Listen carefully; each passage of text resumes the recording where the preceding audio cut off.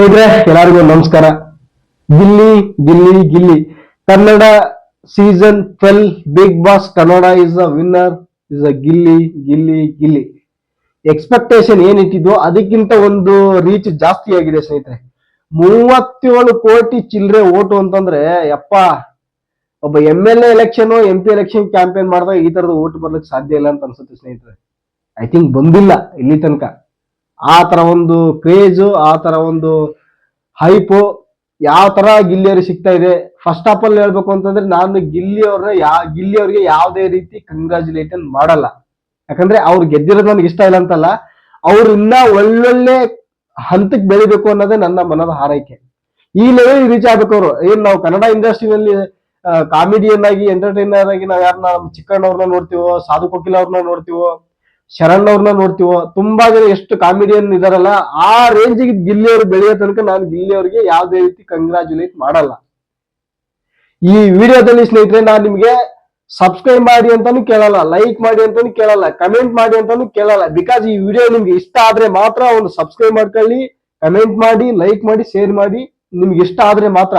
ಯಾವುದೇ ಕಾರಣಕ್ಕೂ ನಾನು ಸಬ್ಸ್ಕ್ರೈಬ್ ಮಾಡಿ ಅಂತ ನಾನು ಕೇಳ್ಕೊಳಕ್ ಇಷ್ಟಪಡಲ್ಲ ಬಿಕಾಸ್ ಈ ಒಂದು ವಿಡಿಯೋದಲ್ಲಿ. ಯಾಕಂದ್ರೆ ಈ ವಿಡಿಯೋದಲ್ಲಿ ಪ್ರಾಪರ್ ಆಗಿ ನಾನು ಗಿಲ್ಲಿಯವರ ಒಂದು ಸಕ್ಸಸ್ ಜರ್ನಿ ಮತ್ತೆ ಅವರ ಒಂದು ಹಾರ್ಡ್ ವರ್ಕ್ ಜರ್ನಿ ಯಾವ ರೀತಿ ಅಂತ ಮಾತ್ರ ಇಲ್ಲಿ ಮಾತಾಡಕ್ ಬಂದಿದ್ವಿ. ಸ್ನೇಹಿತರೆ, ಗಿಲ್ಲಿಯವ್ರ ಬಗ್ಗೆ ಹೇಳ್ಬೇಕು ಅಂತಂದ್ರೆ, ಇಲ್ಲಿ ಏನು ಬಿಗ್ ಬಾಸ್ ಬರೋದಕ್ಕಿಂತ ಮುಂಚೆಯಿಂದ ಏನು ಕೆಲವೊಂದಷ್ಟು ರಿಯಾಲಿಟಿ ಶೋಗಳಲ್ಲಿ ಅವರು ಎಂಟರ್ಟೈನರ್ ಆಗಿ ಎಲ್ಲಾರನು ಇಡೀ ಕರ್ನಾಟಕದ ಜನತೆಯ ಎಂಟರ್ಟೈನರ್ ಆಗಿ ಮಾಡಿದಾರೋ, ಅಥವಾ ಈ ಹಿಂದೆನೂ ಇದ್ದೇ ಏನು ಕೆಲವೊಂದಷ್ಟು ಯೂಟ್ಯೂಬ್ ಅಲ್ಲಿ ಕೂಡ ಒಂದಷ್ಟು ಎಂಟರ್ಟೈನ್ಮೆಂಟ್ ಕೊಟ್ಟಿದ್ದಾರೆ, ಇಲ್ಲ ಅಂತ ಹೇಳಲ್ಲ. ಬಟ್ ಈ ಬಿಗ್ ಬಾಸ್ ನ ವಿನ್ನಿಂಗ್ ಮೂಮೆಂಟ್ ಇದೆಯಲ್ಲ, ಗಿಲ್ಲಿಯವರ ಮೊದಲ ಮೆಟ್ಟಿಲು ಇದು. ಈ ಹಿಂದೆ ಸಾಕಷ್ಟು ಕೆಲವೊಂದಷ್ಟು ರಿಯಾಲಿಟಿ ಶೋಗಳಲ್ಲಿ ಪಾಲ್ಗೊಂಡಿದ್ದಾರೆ, ಬಟ್ ಈ ವಿನ್ನಿಂಗ್ ಮೂಮೆಂಟ್ ಇದೆಯಲ್ಲ, ಇದು ಗಿಲ್ಲಿಯವರ ಸಕ್ಸಸ್ಸಿನ ಮೊದಲ ಹಂತ. ಈ ಹಿಂದೆ ಮೊದಲ ಹಂತ ಇಲ್ಲಿ ಬರೋದಕ್ಕಿಂತ ಹಿಂದೆ ಏನು ಗಿಲ್ಲಿಯವರು ಇದ್ರಲ್ಲ, ಸಾಕಷ್ಟು ನೋವು ಅವಮಾನ ಅವರು ಅನುಭವಿಸಿದ್ದಾರೆ. ಯಾಕಂದ್ರೆ ಒಬ್ಬ ವ್ಯಕ್ತಿ ಸಕ್ಸಸ್ ಬರೋದಕ್ಕಿಂತ ಮುಂಚೆ ಅವರ ಅವಮಾನ ಇರುತ್ತಲ್ಲ, ತುಂಬಾ ದೊಡ್ಡದದು. ಅದನ್ನ ಯಾವುದೇ ಕಾರಣಕ್ಕೂ ನಾವು ಮರಿಬಾರ್ದು, ಕೂಡುದು. ಯಾಕಂದ್ರೆ ಅದು ಬಿಡಿ, ಏನು ನಾವು ಹೇಳ್ತೇವಲ್ಲ, ಒಂದು ಆಲದ ಮರ ಬಳ್ಳಿ ಆದ್ಮೇಲಿಂದ ಒಂದು ಆಲದ ಮರ ಆಗಿ ಹಬ್ಕೊಳ್ಳೋದು. ಒಂದಿಷ್ಟು ಗಿಡ ಆಗುತ್ತೆ, ಬೆಳೀತಾ ಈ ರೇಂಜ್ಗೆ ಆಗುತ್ತೆ. ನಾನು ಯಾವುದೇ ಕಾರಣಕ್ಕೂ ಗಿಲ್ಲಿಯವರ ಒಂದು ಅದೇನು ಹಾರ್ಡ್ ವರ್ಕ್ ಮಾಡ್ಕೊಂಡ್ಬಂದು ಅವ್ರೇನು ಕಷ್ಟದ ಜರ್ನಿ ಏನಿದೆಯಲ್ಲ, ಅದು ಕಷ್ಟದ ಜರ್ನಿ ಮಾತಾಡೋದಕ್ಕಿಂತ ಒಂದು ಹಂತ ಅದೊಂಥರ ಬೇರೆ ಇದ್ರೆ, ಈ ಸಕ್ಸಸ್ ಜರ್ನಿ ಹೇಗ್ ಬಂದ್ರು ಅಂತ ಸ್ವಲ್ಪ ನೋಡ್ತಾ ಹೋಗೋಣ. ಗಿಲ್ಲಿ ಅವರು 2016 ನಲ್ಲಿ ITI ಪಾಸ್ ಮಾಡ್ತಾರಂತೆ. ಅಂದ್ರೆ ಆಸ್ ಪ್ರೂಡೆಡ್ ಅವರ ತಾಯಿಯವರು ಹೇಳ್ತಾರೆ, ಅಫಿಷಿಯಲ್ ಆಗಿ ಮೀಡಿಯಾ ಮುಂದೆ ಹೇಳಿರೋ ಪ್ರಕಾರ. ಅಫಿಷಿಯಲ್ ಆಗಿಲ್ಲ, ಆಲ್ಮೋಸ್ಟ್ ಎಲ್ರಿಗೂ ಗೊತ್ತಿರೋದೆ. ITI ನ ಪಾಸ್ ಮಾಡ್ಕೊಂಡು 2016 ಟು 2017 ಬೆಂಗಳೂರಿಗೆ ಬರ್ತಾರಂತೆ. ಅವರ ಸ್ನೇಹಿತರ ಒಬ್ಬ ರೂಮ್ ಅಲ್ಲಿ ಕೂಡ ಅವರು ಉಳ್ಕೊಂತಾರೆ. ಅಲ್ಲಿಂದ ಅವರ ಜರ್ನಿ ಸ್ಟಾರ್ಟ್ ಆಗುತ್ತೆ ಸ್ನೇಹಿತರೆ. ನಿಜವಾಗ್ಲೂ ಹೇಳ್ಬೇಕು ಅಂತಂದ್ರೆ ಗಿಲ್ಲಿ ಈಗ ತುಂಬಾ ಕಷ್ಟಪಟ್ಟು ಬಂದಿದ್ದಾರೆ ಸ್ನೇಹಿತರೆ. No doubt about it all. Behalf of Gilli there is no words, there is no talk less. ಏನ್ ಮಾತೆ ಬರ್ತಾ ಇಲ್ಲ ನಂಗೆ. ನಿಜವಾಗ್ಲೂ ಹೇಳ್ಬೇಕು ಅಂತಂದ್ರೆ ಗಿಲ್ಲಿಯವ್ರ ಬಗ್ಗೆ ಏನ್ ಮಾತಾಡಲಿ ಸ್ನೇಹಿತರೆ. ಒಂದಷ್ಟು ಪಾಸಿಟಿವ್ ಅಂಶವನ್ನು ಮಾತಾಡ್ಬೋದು, ಒಂದಷ್ಟು ನೆಗೆಟಿವ್ ಅಂಶ ಮಾತಾಡ್ಬೋದು. ಬಟ್ ಗಿಲ್ಲಿಯವರ ಈ ಸಕ್ಸಸ್ ಇದೆಯಲ್ಲ, ನಾನು ಯಾವುದೇ ಕಾರಣಕ್ಕೂ ಗಿಲ್ಲಿ ಅವರಿಗೆ ಕಂಗ್ರಾಚುಲೇಷನ್ ಅಂತ ಹೇಳಕ್ ಇಷ್ಟಪಡಲ್ಲ. ಯಾಕಂದ್ರೆ ಅವ್ರು ಗೆದ್ದಿದ್ದಾರೆ ಅನ್ನೋ ಕಾಸ್ಟ್ ನನಗೆ ಹೊಟ್ಟೆ ಉರ್ಕೋತಾ ಇದೀನಿ ಅಂತ ನೀವು ಆತರ ಭಾವಿಸ್ಬೇಡಿ ದಯಮಾಡಿ. ನಾನು ಯಾಕೆ ಕಂಗ್ರಾಚುಲೇಷನ್ಸ್ ಅಂತ ಹೇಳಲ್ಲ ಅಂತಂದ್ರೆ, ಗಿಲ್ಲಿಯವರು ಈ ಬಿಗ್ ಬಾಸ್ ಒಂದೇ ವಿನ್ನರ್ ಆದ್ಮೇಲೆ ನಾನು ಕಂಗ್ರಾಚುಲೇಷನ್ಸ್ ಅಂತ ಹೇಳಿದ್ರೆ ಅವ್ರನ್ನ ನಾನು ನೋಡೋ ಲೆವೆಲ್ ಈ ತರ ಆಗಿರುತ್ತೆ ಸ್ನೇಹಿತರೆ. ಕನ್ನಡ ಇಂಡಸ್ಟ್ರಿ ಬರ್ಬೇಕು ಅವ್ರು ಗಿಲ್ಲಿಯವರು. ಕನ್ನಡ ಇಂಡಸ್ಟ್ರಿ ಬಂದು ನಮ್ಮ ಏನು ಎಂಟರ್ಟೈನ್ಮೆಂಟ್ ಕ್ಯಾಟಗರಿ ಅಂತ ಬಂದಾಗ ನಮ್ಮ ಸಾಧು ಕೋಕಿಲ ಅವರಾಗಿರ್ಬೋದು, ಶರಣ್ ಅವರಾಗಿರ್ಬೋದು, ಚಿಕ್ಕಣ್ಣ ಅವರಾಗಿರ್ಬೋದು, ನಮ್ಮ ಯಾರು ಕುರಿ ಪ್ರತಾಪ್ ಅವರಾಗಿರ್ಬೋದು, ಅವರಂತಹ ಪ್ರತಿಭೆ ಗಿಲ್ಲಿಯವರಲ್ಲೂ ಸಹ ನಾನು ಕಂಡಿದ್ದೀನಿ. ನಾನು ಈ ಬಿಗ್ ಬಾಸ್ ಜರ್ನಿ ಬಂದಾಗಿಂದ ಒಂದು ಹಂತಕ್ಕೆ ಬೆಳಿಬೇಕು ಅವ್ರು ಕನ್ನಡ ಇಂಡಸ್ಟ್ರಿಯಲ್ಲಿ. ಅವರು ಈ ಹಂತಕ್ಕೆ ಬೆಳೆದು ಒಂದು ಅದ್ಭುತವಾಗಿ ಕಾಮಿಡಿಯನ್ ಆಗಿ ಹೊರ ಹೊಮ್ಮದ ಮೇಲೆ ವೀಕೆಂಡ್ ವಿತ್ ರಮೇಶ್ ಸೀಸನ್ ತನಕನೂ ಅವರು ರಮೇಶ್ ಸರ್ ಅವರ ಸೀಸನ್ ತನಕ ಹೋಗ್ಲಿ ಅಂತ ನಾನು ಶುಭ ಹಾರೈಸಿ ಆವಾಗ ನಾನು ಗಿಲ್ಲಿ ಅವರಿಗೆ ಕಂಗ್ರಾಚುಲೇಷನ್ಸ್ ಗಿಲ್ಲಿ ಅಂತ ಹೇಳಕ್ ಇಷ್ಟಪಡ್ತೀನಿ. ಅಷ್ಟು ಮಾತ್ರ ನಾನು ಹೇಳಬಲ್ಲೆ. ಯಾಕಂದ್ರೆ ಇವಾಗಲೇ ನಾನು ಅವ್ರಿಗೆ ವಿಶ್ ಮಾಡ್ಬಿಟ್ರೆ ಈ ಜರ್ನಿ ಅದೇನ ಅಂತಾರಲ್ಲ, ಆ ಈ ತರ ಒಂದು ಸಕ್ಸಸ್ನ ಒಂದು ಇದೇ ಒಂದೇ ಸಕ್ಸಸ್ ಅಲ್ಲ, ಸಕ್ಸಸ್ನ ಒಂದು ಈ ಬಿಗ್ ಬಾಸ್ ಒಂದು ಮೆಟ್ಟಿಲು ಆಗ್ಬೇಕು ಅವರಿಗೆ. ಏನ್ ನಮ್ಮ ಕರ್ನಾಟಕದ ಜನತೆ ಎಲ್ಲ ಇಷ್ಟೊಂದೆಲ್ಲ ಸಪೋರ್ಟ್ ಮಾಡ್ತಾ ಇದ್ದಾರೆ. ಜನತೆನ ನಾನು ದಯವಿಟ್ಟು ಕೇಳ್ಕೊತೀನಿ, ಗಿಲ್ಲಿ ಅವ್ರನ್ನ ಇಲ್ಲಿಗೆ ಕೈ ಬಿಟ್ಟು ಬಿಡ್ಬಿಡಿ ಸ್ನೇಹಿತರೆ. ನಮ್ಮ ಕರ್ನಾಟಕದ ಜನತೆಗೆ ಕೇಳ್ಕೊತಾ ಇರೋದು ನಾನು, ಅವರು ಎಲ್ಲಿ ತನಕ ನಮ್ಮನ್ನ ಎಂಟರ್ಟೈನ್ ಮಾಡ್ತಾ ಇರ್ತಾರೋ ಅಲ್ಲಿ ತನಕ ಪುಷ್ ಅಪ್ ಮಾಡಿ ಅವ್ರನ್ನ ಸಪೋರ್ಟ್ ಮಾಡಿ ಅವ್ರನ್ನ ಬೆಳೆಸಿ ಅಂತಾನೆ ಕೇಳ್ಕೊಳ್ಳೋದು ನಾನು. ಸಾಮಾನ್ಯ ಅಲ್ಲ ಸ್ನೇಹಿತರೆ, ಇನ್ಸ್ಟಾಗ್ರಾಮ್ ಅಲ್ಲಿ ಅದೇನೋ ಅಂತಾರಲ್ಲ 16 ಲಕ್ಷ ಜನ ಫಾಲೋವರ್ಸ್ ಅಂತಂದ್ರೆ, ಫ್ಯಾನ್ಸ್ ಫಾಲೋವಿಂಗ್ ಅಂತಂದ್ರೆ ಇಡೀ ಬಿಗ್ ಬಾಸ್ ಹಿಸ್ಟ್ರಿನಲ್ಲೇ ಇಲ್ಲ. ಸೀಸನ್ 1 ಇಂದ ಸೀಸನ್ 12 ತನಕ ನೋಡಿದೀವಿ ನಾವು. ಯಾರು ಸೀಸನ್ 1 ಅಲ್ಲಿ ವಿಜಯ್ ರಾಘವೇಂದ್ರ ಅವ್ರು ಏನೋ ಇದಾರಲ್ಲ, ಅವರೇ ಇರ್ಬೋದೇನೋ ಮೇ ಬಿ. ನನಗೆ ಅಷ್ಟೊಂದು ತಿಳುವಳಿಕೆ ಇರ್ಲಿಲ್ಲ ಅವಾಗ ಅವ್ರು ಬಿಗ್ ಬಾಸ್ಗೆ ಬಂದಾಗ. ಮೇ ಬಿ ಅವರೇ ಇದಾರೆ ಅಂತ ಅನ್ಕೊಳ್ಳೋಣ. ಅಲ್ಲಿಂದ ಈಗೇನ್ ಗಿಲ್ಲಿಯವ್ರು ಬಂದಿದಾರಲ್ಲ, ಅಲ್ಲಿ ತನಕ ಯಾವುದೇ ಕಂಟೆಸ್ಟೆಂಟ್ಗೂ ಈ ರೇಂಜಿಗೆ ಫ್ಯಾನ್ ಫಾಲೋವಿಂಗು, ಈ ರೇಂಜಿಗೆ ಕ್ರೇಜು, ಈ ರೇಂಜಲ್ಲಿ ವೈಬ್ ಕ್ರಿಯೇಟ್ ಆಗಿರೋದು ಬಿಗ್ ಬಾಸ್ ಇತಿಹಾಸದಲ್ಲಿ ಯಾವ ಕಂಟೆಸ್ಟೆಂಟ್ಗೂ ಆಗಿಲ್ಲ. ಇದು ಮಾತ್ರ ಕಟ್ಟರ್ ಕ್ಲಿಯರ್ ಆಗಿ ನಾನು ಹೇಳ್ತೀನಿ ಸ್ನೇಹಿತರೆ. ಅದ್ಭುತವಾದಂತ ಒಬ್ಬ ಎಂಟರ್ಟೈನರ್ ಸಿಕ್ಕಿದ್ದಾನೆ ಅಂತ ನಮ್ಮ ಕನ್ನಡ ಇಂಡಸ್ಟ್ರಿಗೆ ಅಂತ ಹೇಳಕ್ ಇಷ್ಟಪಡ್ತೀನಿ ನಾನು. ಈಗ ಒಂಚೂರು ಪಾಸಿಟಿವ್ ಆಗೋದಾದ್ರೆ ಒಂಚೂರು ನೆಗೆಟಿವ್ ಬಗ್ಗೆನೂ ನಾವು ನೋಡ್ಬೇಕಲ್ಲ. ಪಾಸಿಟಿವ್ ಹೇಳಿ ನೆಗೆಟಿವ್ ಹೇಳಿಲ್ಲ ಅಂತಂದ್ರೆ ಈ ಒಂದು ವಿಡಿಯೋಗೆ ಅರ್ಥಪೂರ್ಣ ಇರೋದಿಲ್ಲ. ಕೆಲವೊಂದಷ್ಟು ಜನ ಅವರ ಸಹ ಉದ್ಯೋಗಿಗಳು, ಅಂದ್ರೆ ಅವರ ಸಹ ಕಲಾವಿದ್ರು, ಗಿಲ್ಲಿಯವರ ಸಹ ಕಲಾವಿದ್ರು, ಕೆಲವೊಬ್ರು ಸ್ವಲ್ಪ ಏನೋ ಅಂಕು ಡೊಂಕು ಆತರ ಸ್ವಲ್ಪ ಇದೆ. ಅವ್ರ ಹೆಸರು ಹೇಳೋದಕ್ಕೂ ನಾವು ಇಷ್ಟಪಡಲ್ಲ, ಯಾರು ಅಂತ ನಿಮ್ಗೆ ಆಲ್ರೆಡಿ ಗೊತ್ತಾಗಿದೆ. ಬಟ್ ಅವ್ರಿಗೂ ಒಳ್ಳೇದಾಗ್ಲಿ. ಏನು ಗಿಲ್ಲಿಯವ್ರು ಗೆದ್ದಿದ್ದಾರೆ ಅಂದಿದ ತಕ್ಷಣ ಅವ್ರಿಗೆ ಕೆಟ್ಟದ್ದು ಅಂತಿದ್ಮೇಲೆ ಒಳ್ಳೇದಿರ್ಲೇಬೇಕು, ಒಳ್ಳೇದು ಅಂತಿದ್ಮೇಲೆ ಕೆಟ್ಟದಿರ್ಲೇಬೇಕು ಸ್ನೇಹಿತರೆ. ಅದ್ರಲ್ಲೇನು ಅನುಮಾನನೇ ಇಲ್ಲ. ಬಟ್ ನನಗನ್ಸೋದು ಒಂದೇನಂತಂದ್ರೆ, ಆ ವ್ಯಕ್ತಿ ಗಿಲ್ಲಿ ಅವ್ರನ್ನ ತಿರಸ್ಕರಿಸಿದ್ದೇ ಒಳ್ಳೇದಾಯ್ತು ಅಂತ ನನಗನ್ಸುತ್ತೆ. ಆ ವ್ಯಕ್ತಿ ತಿರಸ್ಕರಿಸಿಲ್ಲ ಅಂತ ಅಂದಿದ್ರೆ ಗಿಲ್ಲಿ ಅವರು ಪ್ರೀತಿ ಪ್ರೇಮ ಅನ್ಕೊಂಡು ಅಲ್ಲಿ ಅಷ್ಟೊತ್ತಿಗೆ ಸೆಟ್ಲ್ ಆಗ್ಬಿಡ್ತಿದ್ರೇನೋ ಮೇ ಬಿ.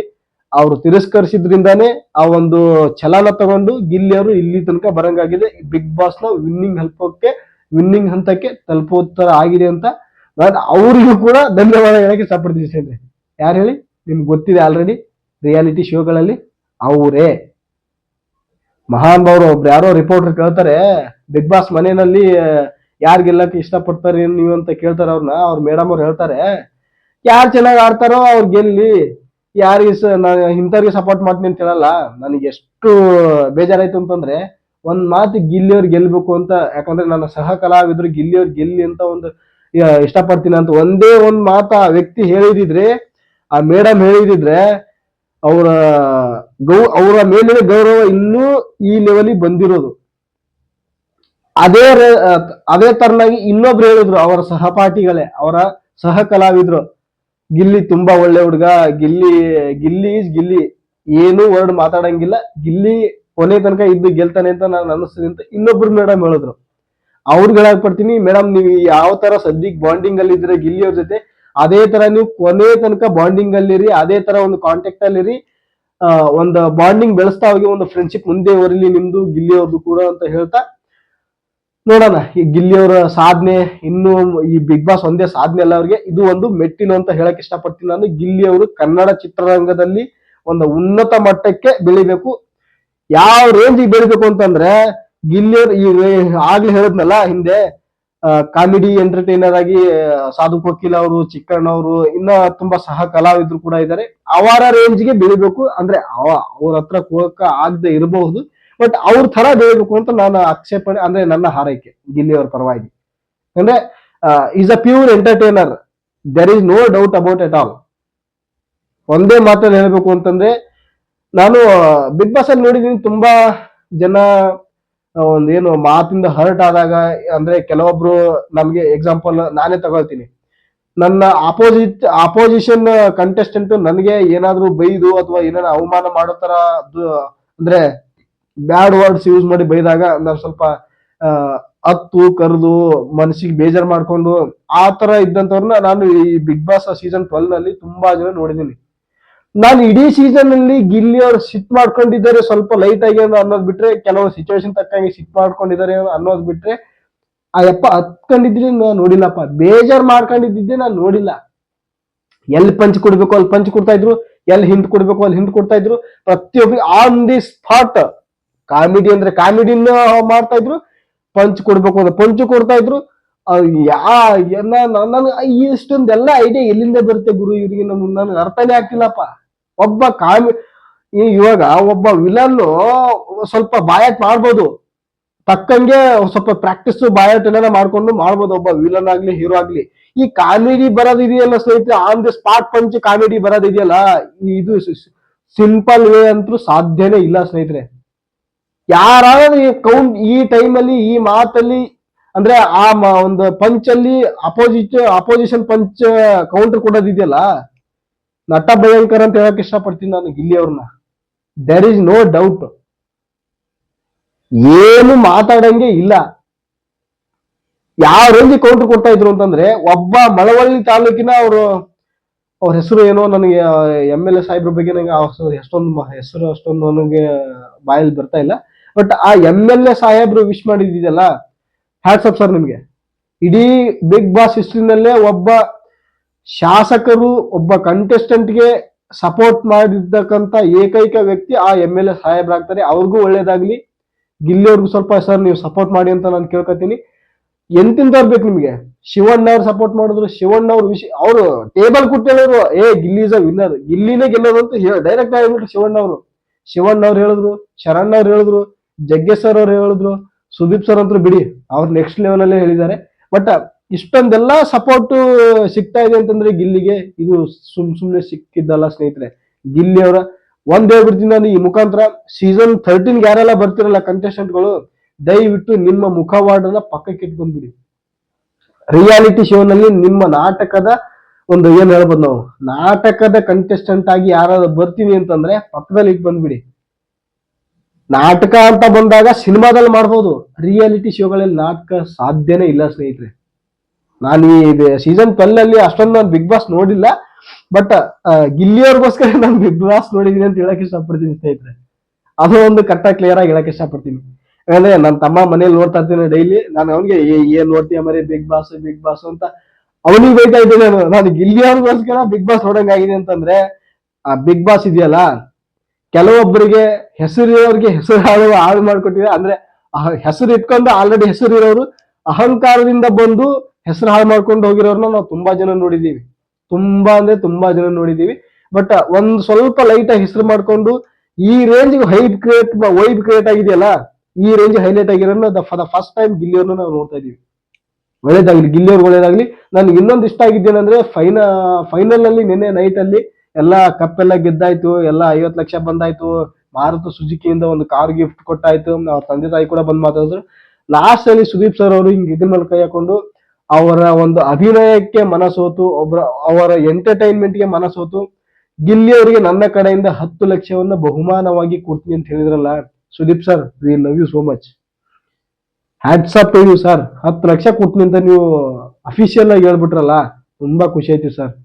ಒಬ್ಬ ಬಡವನಿಗೆ ಇನ್ನು ಮುಂದೆ ಬಡವರು ಅಂತ ಹೇಳಕ್ ಇಷ್ಟ ಪಡಲ್ಲ ನಾನು ಗಿಲ್ಲಿ ಅವ್ರನ್ನ. ಒಂದ್ ರೇಂಜ್ ಚೆನ್ನಾಗಿದ್ದಾರೆ, ಆ ರೇಂಜ್ ಶ್ರೀಮಂತರು ಅಂತಾನು ಹೇಳಕ್ಕಾಗಲ್ಲ, ಒಂದ್ ರೇಂಜ್ ಪರವಾಗಿಲ್ಲಪ್ಪ, ಅವರ ಅಭಿನಯಕ್ಕೆ ತಕ್ಕಂಗೆ ಪ್ರತಿಫಲ ಸಿಕ್ಕಿದೆ ಅಂತ ಹೇಳೋದಕ್ಕೆ ಇಷ್ಟಪಡ್ತೀನಿ. ಸುದೀಪ್ ಸರ್ 10 ಲಕ್ಷ ಕೊಡ್ತೀನಿ ಅಂತಂದಿದ್ದು ತುಂಬಾ ಖುಷಿ ಆಯ್ತು. ಇದೇ ತರ ಅವರು ತುಂಬಾ ಜನ ಕೊಟ್ಬಿಟ್ಟಿದ್ದಾರೆ ಆಲ್ರೆಡಿ, ಈ ತರ ಫಸ್ಟ್ ಟೈಮ್ ಅನ್ಸುತ್ತೆ 10 ಲಕ್ಷ ಅವ್ರು ಕೊಟ್ಟಿದ್ದು. ಗಿಲ್ಲಿ ಅವ್ರಿಗೆ ತುಂಬಾ ಒಳ್ಳೇದಾಗ್ಲಿ ಗುರು, ಎಸ್ಪೆಷಲಿ ಗಿಲ್ಲಿ ಅವ್ರಿಗೆ. ಈ ವಿಡಿಯೋ ಬಗ್ಗೆ ನಿಮ್ಗೆ ಏನ್ ಅನ್ಸುತ್ತೆ ಅಂತ ದಯವಿಟ್ಟು ಕಮೆಂಟ್ ಮಾಡಿ ತಿಳಿಸಿ. ಇಷ್ಟ ಆಗಿದ್ರೆ ಮಾತ್ರ ವಿಡಿಯೋನ ಸಬ್ಸ್ಕ್ರೈಬ್ ಮಾಡ್ಕೊಳ್ಳಿ, ಬೆಲ್ ಐಕಾನ್ ಪ್ರೆಸ್ ಮಾಡ್ಕೊಳ್ಳಿ, ನಿಮ್ಮ ಇತರ ಸ್ನೇಹಿತರಿಗೂ ಶೇರ್ ಮಾಡಿ ಅಂತ ಹೇಳ್ಕೊತೀನಿ. ಮುಂದಿನ ಒಂದು ವಿಡಿಯೋದಲ್ಲಿ ಮತ್ತೆ ಸಿಗ್ತೀನಿ ಅಂತ ಹೇಳ್ತೀನಿ. ಎಲ್ಲರಿಗೂ ನಮಸ್ಕಾರ.